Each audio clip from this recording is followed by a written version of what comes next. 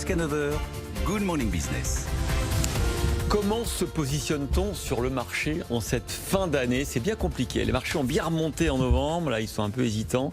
Est-ce que les arbres montent jusqu'au ciel? On va poser la question à Julien Kistrebert, gérant chez Montségur Finance. Merci d'être avec nous ce matin. J'aimerais pas être à votre place parce que il faut rentrer, il faut sortir du marché, il faut rester, il faut faire de la rotation de valeur. Je pense que c'est une question d'horizon d'investissement. Si on a une vision en tout cas à moyen terme, en tout cas malgré les annonces négatives qu'on a pu avoir sur cette mutation du virus en Angleterre, on peut en tout cas estimer qu'aujourd'hui le vaccin est efficace. En tout cas, c'est ce que tous les experts disent. Et en tout cas, on va croiser les doigts pour que ce soit le cas. De toute façon, sur les technologies d'ARN messager, ce qu'on comprend, c'est une capacité d'adaptabilité qui est assez rapide. Oui. Et donc tout ça, si on se projette, en tout cas, c'est rassurant. Maintenant, à court terme, évidemment, le retour des confinements probable, même en France, puisque après les fêtes, il est vraisemblable qu'on devra revenir sur un système un peu plus strict. Tout ça fait que l'économie européenne, en tout cas, va tourner au ralenti. Les États-Unis, on voit aussi que c'est assez compliqué. Les chiffres des ventes de détail étaient plutôt faibles lors de la dernière publication, un recul de 1,1%. Et quand on sait le poids de la consommation dans l'économie américaine, c'est évidemment un point négatif. D'où cet accord crucial, je dirais, du plan de relance. Les 900 milliards de dollars. Ouais, et 1400 pour refinancer l'État fédéral aussi, jusqu'en septembre. Donc on parle de chiffres quand même, on parle de plus de 2000 milliards de dollars. Donc on est sur des chiffres plus qu'impressionnants. Ce que vous nous dites, du coup, c'est que de toute façon, l'argent, les liquidités, il y en a et il y en aura. De quelque part, si on considère qu'il y a une sorte de bulle, parce que c'est vrai que parfois il y a un décalage entre les plus 30% sur l'année et la réalité économique, vous dites c'est pas grave, de toute façon il y a de l'argent.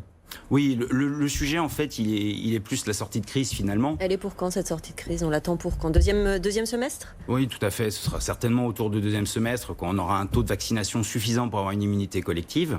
Donc ça, on peut estimer qu'effectivement, et puis plus l'effet climat qui va jouer aussi dès cet été. On l'a vu déjà cette année et on le verra certainement l'année prochaine. Et la sortie de crise, c'est le moment en fait finalement où on va voir les déficits publics, les plans de relance qui vont commencer à ralentir. Les États qui vont vouloir réduire leur déficit public, puisqu'on a des États très endettés. On pense notamment à l'Italie, 160% de dette sur PIB.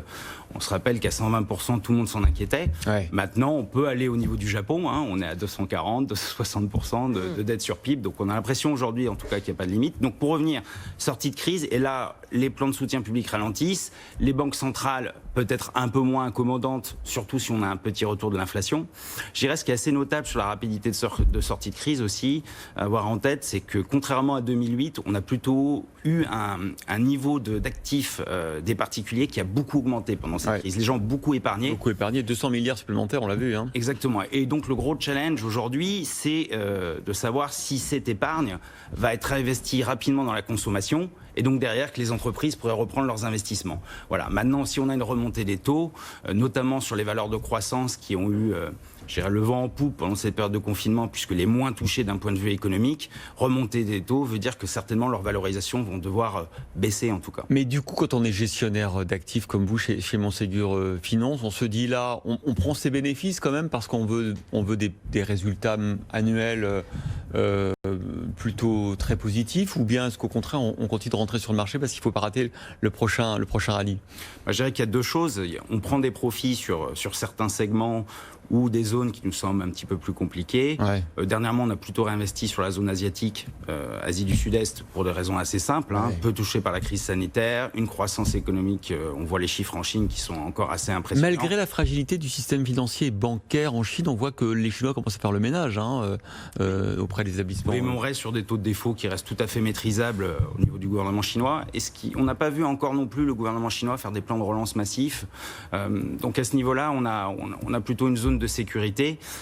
Évidemment, il y a des zones un peu plus compliquées, l'Amérique du Sud, l'Afrique. Même si les matières premières se portent bien, justement grâce à cette dynamique chinoise, c'est des zones qui sont évidemment un peu plus sensibles. Et l'Europe, évidemment, la période de confinement fait que certainement les objectifs de croissance des résultats des analyses sont peut-être trop optimistes, puisqu'on le sait, il va y avoir des sujets quand même de logistique sur ce vaccin, d'acceptabilité de la population.